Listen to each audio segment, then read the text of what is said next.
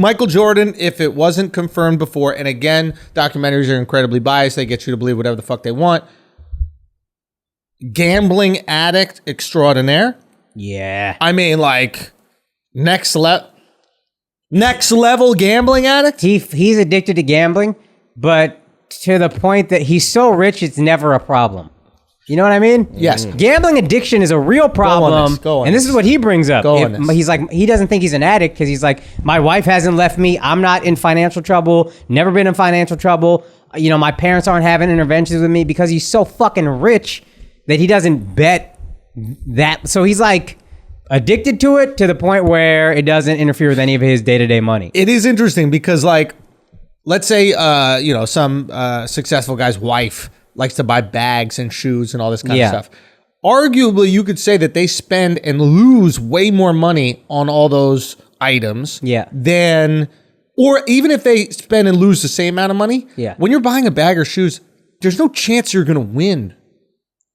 Right? Like, there's no shot whatsoever that if you buy that bag, all of a sudden you're going to get 3 more bags. Right? Yeah. So it's just a loss. It's just an expense. It brings that woman joy. Yeah. So you got to include that part. No. Yeah, but for Jordan, gambling brings joy. But that's just to him.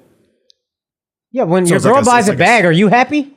Well, she buying that shit with your money. If a girl, let's say Venus Williams or Serena Williams, that got all the money in the world, if they want to just buy a bunch of frivolous shit with their money, that's cool and we allow that. Yeah. But when it comes to gambling, we don't. And I assume it's because we've seen the addiction side of gambling. Yeah.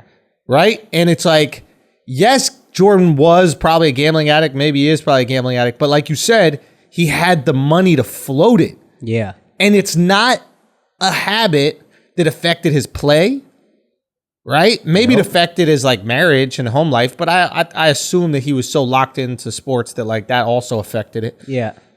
But it is a kind of interesting thing. Gambling is like, what makes it bad? Is it when you lose your house, it's bad?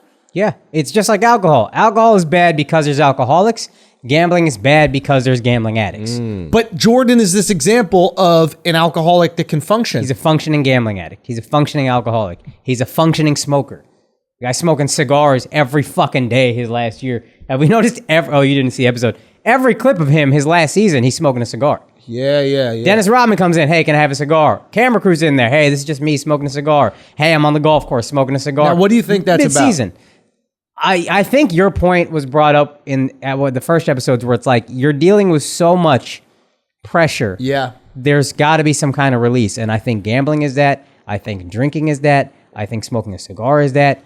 Being like Mike sucks a lot. Overall, it's net positive probably, but like there's a lot of shit about it that sucks. It's constant pressure. Yeah. And I want to get to this later, but he had the line where he said, if I could do it all again, I wouldn't be a role model. He said either I don't know if I'd be a role model or I wouldn't be a role model. Oh, when did he say that? Maybe my girl's bitching about something.